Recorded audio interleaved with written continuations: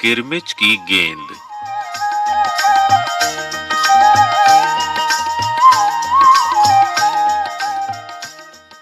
गर्मी की छुट्टियां थीं। दोपहर के समय दिनेश घर में बैठा कोई कहानी पढ़ रहा था। तभी पेड़ के पत्तों को हिलाती हुई कोई वस्तु धम से घर के पीछे वाले बगीचे में गिरी। दिनेश आवाज से पहचान गया कि वो वस्तु क्या हो सकती है। वो एकदम से उठकर बरामदे की चिक सरकाकर बगीचे की ओर भागा। अरे अरे बेटा, कहाँ जा रहा है? बाहर लू चल रही है। दिनेश की मां मशीन चलाते चलाते एकदम जोर से बोली, परंतु दिनेश रुका नहीं। उसने पैरों में चप्पल भी नहीं पहनी। जून का महीना था। धरती तवे की तरह तप रही थी, पर दिनेश को पैरों के जलने की भी चिंता नहीं थी। वो जहां से आवाज आई थी उसी ओर भाग चला। सामने की क्यारी में भिंडियों के ऊंचे ऊंचे पौधे थे। एक ओर सीताफल की घनी बेल फैली हुई थी। क्यारियों के चारों ओर हरे हरे केले के वृक्ष लहरा रहे थे। दिनेश ने जल्दी जल्दी भिंडियों के पौधों को उलटना पलटना आरंभ किया। जब वहां कुछ नहीं मिला तो उसने सारी सीताफल की बेल छान मारी।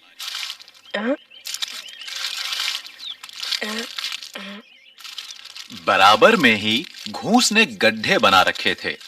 ढूंढते ढूंढते जब उसकी निगाह उधर गई तो उसने देखा कि गड्ढे के ऊपर ही एक बिल्कुल नई चमचमाती किरमिच की गेंद पड़ी है। आहा! दिनेश ने हाथ बढ़ाकर गेंद उठा ली। लगता था जैसे किसी ने उसे आज ही बाजार से खरीदा है। उसने उसे उलट पलट कर देखा, परंतु कुछ भी समझ में नहीं आया। नजर उठाकर उसने पास की तिमंजिली इमारत की ओर देखा कि हो सकता है किसी बच्चे ने इसे ऊपर से फेंका हो, परंतु उस इमारत के इस ओर खुलने वाले सभी दरवाजे और खिड़कियां बंद थे। छत की मुंडेर से लेकर नीचे तक तेज धूप चिलचिला रही थी। फिर कौन खरीद सकता है नई गेंद? दिनेश ने सुधीर, अनिल, अरविंद, आनंद, दीपक सभी के नाम मन में दोहराए। यदि गेंद खरीदी भी है तो इस दोपहरी में से नीचे कौन फेंकेगा? हो ना हो ये गेंद बाहर से ही आई है।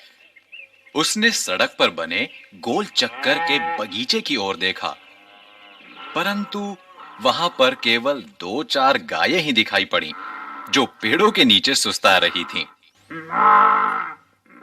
उसे ध्यान आया कि जाने कितनी बार अपने मोहल्ले के बच्चों की गेंदें क्रिकेट खेलते हुए दूर चली गईं और फिर कभी नहीं मिली।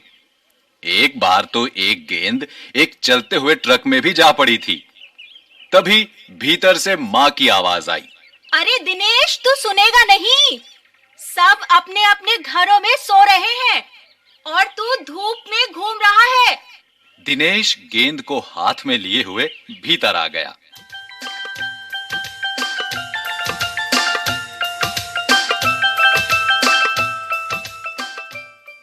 ठंडे फर्श पर बिछी चटाई पर वो लेट गया और सोचने लगा।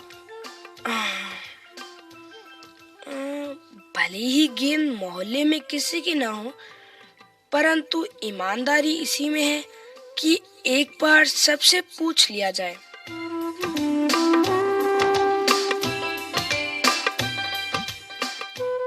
गर्मी की छुट्टियां थीं। बच्चों ने खेलने की सुविधा को ध्यान में रखते हुए एक क्लब बनाया हुआ था। उस क्लब में सभी बच्चों के लिए बल्ले थे और गेंद खरीदने के लिए वे आपस में क्लब का चंदा देकर पैसे इकट्ठा कर लेते थे। शाम को सारे बच्चे इकट्ठा हुए। पहले दिनेश ने सभी से पूछा, मुझे एक गेंद मिली है। हाँ? अगर तुम में से किसी की गेंद खो गई हो तो वह गेंद की पहचान बताकर गेंद मुझसे ले सकता है। तभी अनिल बोला, गेंद तो मेरी खो गई है।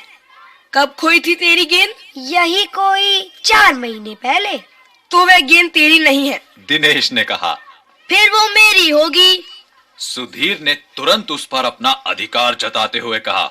वो कैसे? दिनेश ने पूछा। तू मुझे गेंद दिखा दे, मैं अपनी निशानी बता दूंगा। वाह, ये कैसे हो सकता है? दिनेश बोला। गेंद देखकर निशानी बताना कौन सा कठिन है? बिना देखे बता, तब जानूं। तभी ऊपर से दीपक उतर आया। दीपक अपना मतलब सिद्ध करने तथा अवसर पड़ने पर सभी को मित्र बना लेने में चतुर था। गेंद की बात सुनकर दीपक बोला, गेंद मेरी है। कैसे तेरी है? सभी ने एक साथ पूछा। कल ही तो तू कह रहा था कि इस बार तेरे पापा तुझे गेंद लाने के लिए पैसे नहीं दे रहे हैं। मेरी गेंद तो 5 महीने पहले खोई थी। दीपक ने कहा। जब बड़े भैया की शादी हुई थी ना, तभी सुनील ने मेरी गेंद छत पर से नीचे फेंक दी थी।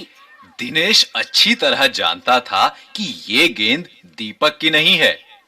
दीपक की गेंद 5 महीने पहले खोई थी और ये कभी हो ही नहीं सकता कि गेंद 5-6 महीने पड़ी रहे और उस पर मिट्टी का एक भी दाग ना लगे।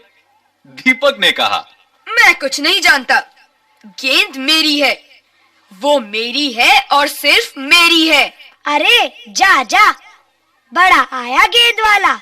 क्या सबूत है कि यही गेंद नीचे फेंकी थी? अनिल ने पूछा।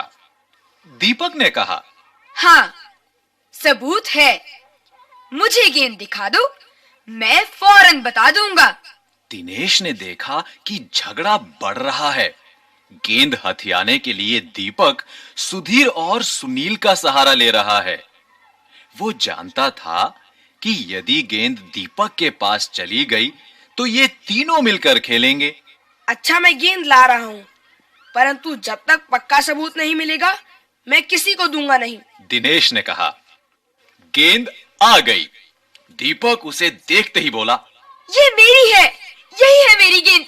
ये लाल रंग का निशान मेरी ही गेंद पर था। वाह, सभी गेंदों पर ऐसे ही निशान होते हैं। हाँ हाँ। अनिल ने दिनेश का साथ देते हुए कहा। दीपक ने फिर जोर लगाया, मैं अपने पापा से कहलवा सकता हूँ कि गेंद मेरी है। अरे जा, ऐसे तो मैं अपने बड़े भाई से कहलवा सकता हूँ कि गेंद दिनेश की है। अनिल ने कहा। कुछ भी हो, गेंद मेरी है। दीपक ने उसे धरती पर मारते हुए कहा। धरती पर टप्पा पड़ते हुए मेरी गेंद में से ऐसी ही आवाज आती थी। मेरे साथ बाजार चल, दुकानों पर जितनी गेंदें हैं सभी के टप्पे की आवाज ऐसी ही होगी। अनिल ने फिर उसकी बात काट दी। अच्छी बात है, तो मैं इसे सड़क पर फेंक दूंगा। देखूं कैसे कोई खेलेगा। अरे अरे अरे अरे अरे रुक जा, अरे रुक जा। दीपक ने जैसे ही गेंद को सड़क पर फेंकने के लिए हाथ उठाया कि अनिल और दिनेश ने उसे पकड़ लिया। अब दीपक ने रुआंसे होते हुए अपना अंतिम हथियार आजमाया। बोला, या तो गेंद मुझे दे दो, नहीं तो मैं इसके पैसे सुनील से लूंगा। अब तो सुनील, दीपक और सुधीर का गुट मजबूत होने लगा था। तीनों का ही कहना था कि गेंद दीपक की है और उसे ही मिलनी चाहिए। दिनेश तब तक चुप था। वास्तव में दिनेश का मन उस समय सबके साथ मिलकर उस गेंद से खेलने को कर रहा था। बोला, अब चुप भी रहो, झगड़ा बाद में कर लेंगे। अपने अपने बल्ले ले आओ, पहले खेल ले। हाँ, ये 5 मिनट के भीतर ही खेल आरंभ हो गया।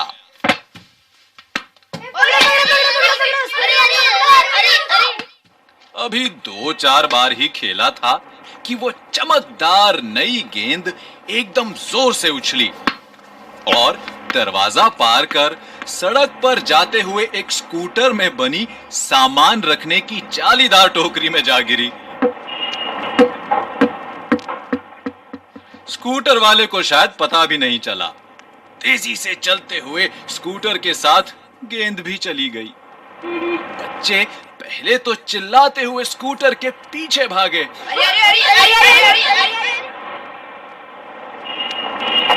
परंतु जल्दी ही सब रुक गए। वे समझ गए थे कि स्कूटर के पीछे भागना बेकार है। एक पल के लिए सभी ने एक दूसरे की ओर देखा और फिर सभी ठहाका मारकर हंस पड़े।